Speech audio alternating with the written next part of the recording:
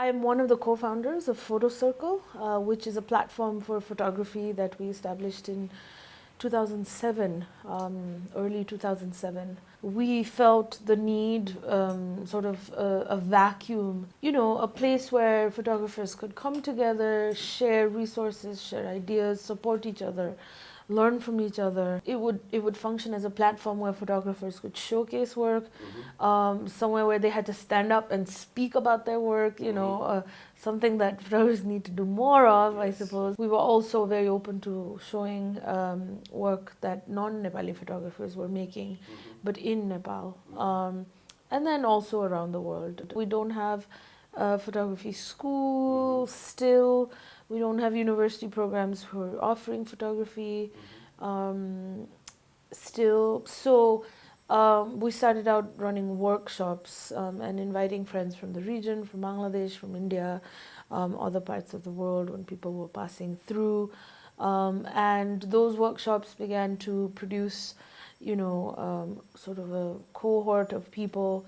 In terms of making photography education available, in terms of sort of creating more sustainable resources for practitioners, we've started working with Kathmandu University, which is not the state-run university. It's a private university.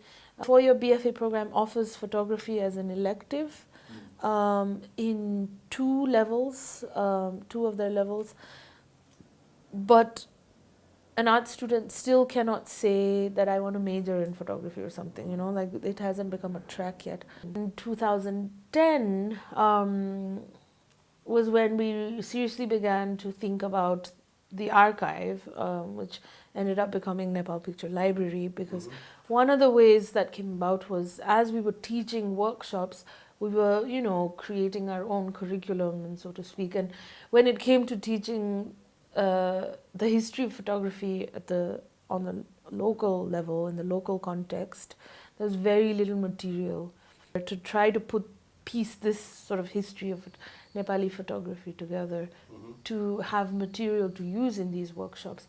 But then we started encountering really interesting people and collections that they owned, either because they were the photographers themselves or because these were family collections that they had access to. And then we started with the collection of one Nepali photographer, Mukunda Bahadur Shrestha, who has recently passed away, which was very sad.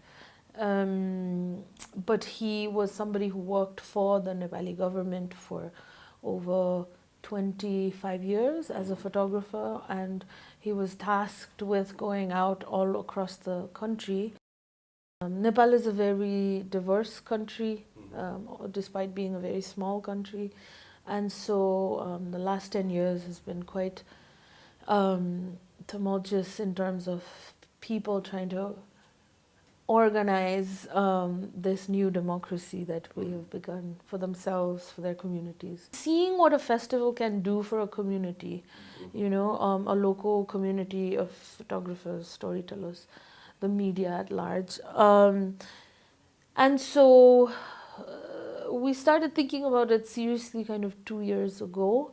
We started feeling a little bit more ready because we felt like there was now a small but critical mass here. A festival would allow you to just sort of build a momentum that would sort of kind of crescendo, if you like, and sort of punctuate the sort of longer timeline, hopefully. And we really have, since the very beginning, wanted to work in public spaces, because that's really where we felt we could reach the most people, but also because there aren't very many, private spaces or sort of like gallery spaces or programming spaces. We've always been very interested in reaching local audiences, from the beginning. It's been about that. We launched the first one last year. There was this shared sense of ownership of something that just felt like, an upliftment of it was like a tiny blip. Obviously, it just lasted 7 days. For us, these are pieces that all need to fit together in the long run. the archive, the education stuff that we focus on through Photo Circle, the workshopping, etc.